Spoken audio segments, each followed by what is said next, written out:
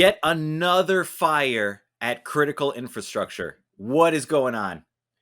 I mean, I think that's why we had to build back better, right? Because our infrastructure is toppling and we're aware of that. But, we just have to power through it.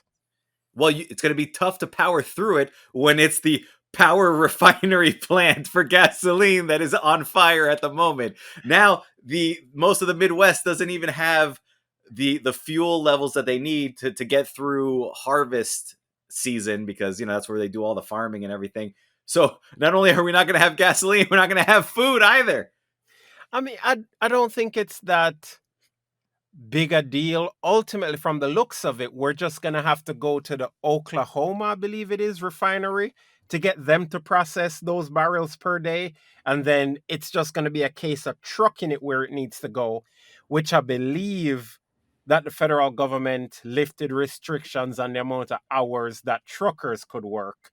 But Yes, that's terrible. How convenient, right? When it's convenient for the government so that the politicians don't get into trouble, that they're unable to provide the resources that their citizens need, then they're okay taking all the risk with having sleepy drivers on the road crashing and killing families and SUVs. But otherwise, when it's somebody just trying to, maybe make a little extra money for Christmas or something, and they can totally handle it because they're used to those hours, they're flat out denied with a blanket rule that prevents them from driving longer than like 8 or 10 hours. So it's crazy.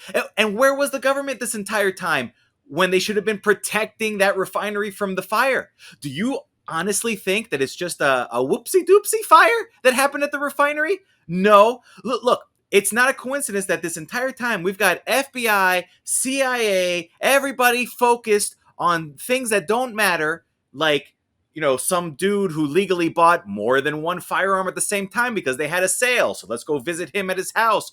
Or let's go raid Trump's mansion because he might have one or two post-it notes left over from his days as president, as if anybody cares about that. And then turned out he didn't even have anything.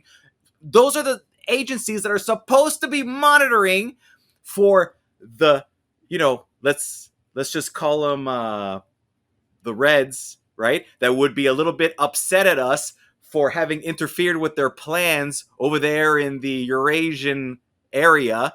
And this entire time, they could have, our agencies could have been weeding out all the sleeper agents here. But instead, now we have food plant fires, gas refinery fires, explosions in similar plants all around.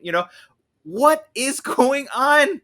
well, the first thing I want to do is caution you to not blame the, as you call them, the Reds, right? Because we know that the current government will listen to you and say, oh man, that's a good excuse. Let's blame them as opposed to the Build Back Better plan, right? Which is failing. We know infrastructure is falling apart. And now we're seeing the backlash, right? We've taken for granted the roads and now you're having sinkholes everywhere that they're not covering.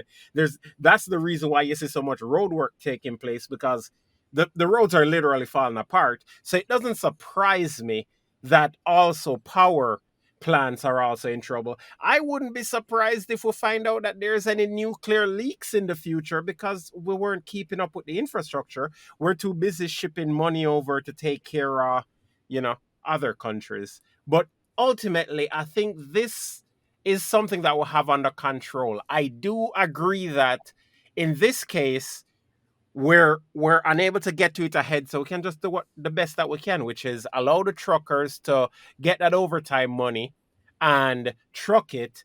And it's the best of a bad situation.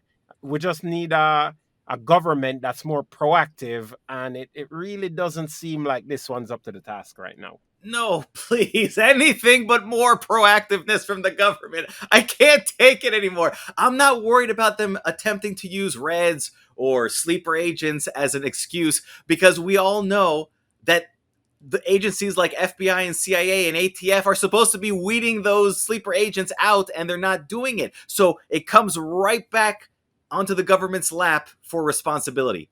They're abdicating all of their responsibility. They're just coming after us. They're hiring 87,000 more IRS agents with guns, not regular desk jockeys, to come after us. I'm like, yo, you're going to give them guns? Go after the sleeper agents. Prevent a power plant from catching on fire. Do something useful. But you know what? The only useful thing that government can do that I actually want them to do, because I'm not asking government to do anything else, because that's the biggest mistake you can make in your life, is asking government for any sort of help. All I want the government to do is go away.